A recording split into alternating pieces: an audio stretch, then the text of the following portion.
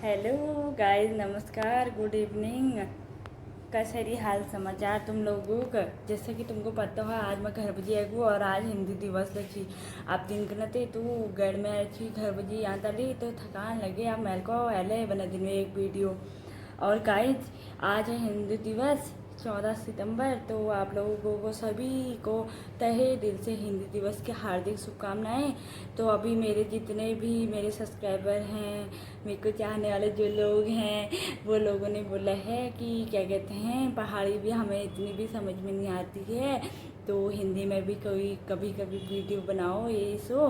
तो अब मैं सोच रही हूँ कि अब मैं पहाड़ से यहाँ आ गई हूँ रुद्रपुर, तो अब मैं पहाड़ी की कम कम और हिंदी की ज़्यादा वीडियो बनाया करूँगी।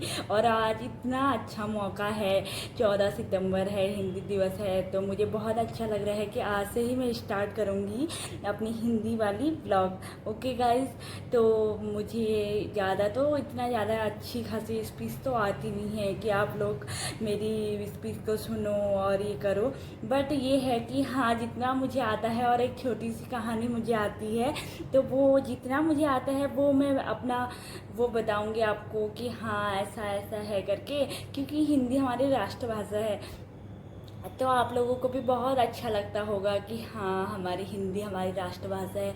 और आजकल ये होता है कि हर व्यक्ति को, मतलब कि ज़रूरी नहीं है कि हर किसी को इंग्लिश में परफेक्ट हो या पहाड़ी में परफेक्ट हो या मलयालम में परफेक्ट हो। हर चीज़ों की लैंग्वेज नहीं आती, बट हिंदी एकमात्र ऐसी भाषा है जो पहाड़ी वाले इंसान को भी आ जाएगी। कुमाऊनी, गढ़वाली, और चाहे तमिल का हो चाहे कहीं का भी हो, मतलब हिंदी ही एक ऐसी सरल भाषा है जो हर किसी व्यक्ति को आ सकती है, चाहे वो अमेरिका वाला अमेरिकन क्यों ना हो, अंग्रेज, और चाहे वो पहाड़ी क्यों ना हो।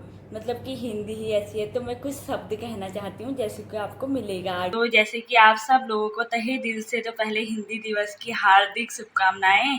और हिंदी तो हमारी मातृभाषा है, जैसे कि आप लोगों को पता ही है। और क्या कहते हैं, इसको हमारी मातृभाषा के नाम से भी जाना जाता है। हमारे भारत देश में प्रति वर्ष 14 सितंबर को हिंदी दिवस मनाया जाता है, आपको पता ही होगा जैसे कि। और हिंदी भारत की राजभाषा है। और क्या कहते हैं, हिंदी दिवस हिंदी को सम्मान देने का एक शानदार तरीका है। जैसे कि आप लोगों को पता ही है, आजकल सब जगह कहीं भी जाओ, किसी को कोई इंग्लिश बोलने वाला होगा तो वहाँ पे क्या कहते हैं, हिंदी वाला मतलब उसको लगेगा कि हाँ मुझे हिंदी नहीं आती है, होता ही है।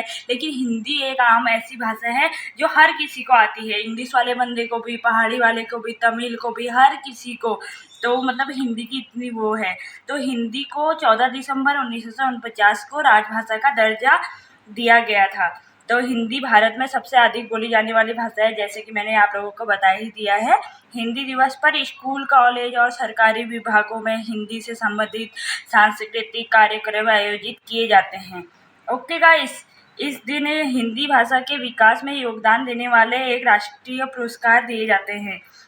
हिंदी हमारे देश की संस्कृति और संस्कारों का प्रतिबिंब है। ओके गाइस, तो आ रहा है आपको समझ में। आज मैं सब हिंदी में बोल रही हूँ, आज मैं पहाड़ी तो बिल्कुल बोलना ही नहीं चाहती हूँ। आज मैं सोच रही हूँ कि मैं हिंदी को ही विशेष वो दूँ महत्व। दक्षिण प्रशांत महासागर में स्थित एक द्वितीय देश फिजी की राज्य भाषा भी हिंदी है। तो गाइस, इसी पे मैं आपको एक टॉपिक सुनाना चाहती हूँ।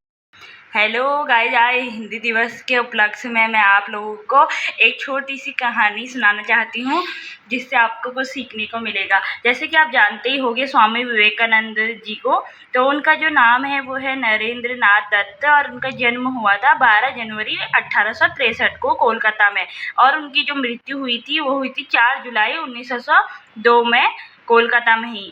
तो क्या कहते हैं, जो उनके पिता थे उनका नाम था विश्वनाथ दत्त, वकील थे वो, और उनकी माता थी श्रीमती भुवनेश्वरी देवी। तो गाइज, तो ऐसा हुआ था एक बार, हमारे जो स्वामी विवेकानंद जी हैं वो गए थे अमेरिका में। तो अमेरिका की राष्ट्रभाषा तो अंग्रेजी होती है, आप लोगों को पता ही होगा। जैसे कि हमारी हिंदी है तो उन लोगों की अंग्रेजी है, जो शायद 2006 में हुई थी उनकी राष्ट्रभाषा। तो वहाँ पे एक बंदा आया, मतलब कि कोई इंसान आया सर के पास, जो स्वामी विवेकानंद जी थे। तो उनसे बोला व्हाट इज़ योर नेम। तो उन्होंने बड़े सावधानी से उनको स्माइल करते हुए अपना नाम बताया हिंदी में कि मेरा नाम स्वामी विवेकानंद है। तो उस इंसान को लगा यार मैंने तो इससे इंग्लिश में बोला और इसने मेरे से हिंदी में बोला, शायद इसको नहीं आती हो इंग्लिश, ऐसा कुछ उसने अपने मन में ठान ली। तो उसको भी आती थी टूटी-फूटी हिंदी, ठीक है। तो जैसे ही हम लोगों के लिए इंग्लिश होती है, उन लोगों के लिए हिंदी होती है, ज़ाहिर-सी बात है ये हर व्यक्ति के लिए है। तो क्या कहते हैं, उसके बाद उसने बोला चलो मैं अब इससे हिंदी में पूछता हूँ। तो उसने बोला कैसे हो आप? तो सर ने बोला I am fine and you? तो अब वो बड़ा कन्फ्यूज़ हो गया।